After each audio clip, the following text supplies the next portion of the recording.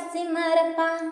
இளவட்டமான பின்பும் என்னை தேச்சு குளிக்க வைப்பான். உச்சி முதல் பாதம் வரை உச்சி கொட்டி மகிழ்ந்திடுவான்.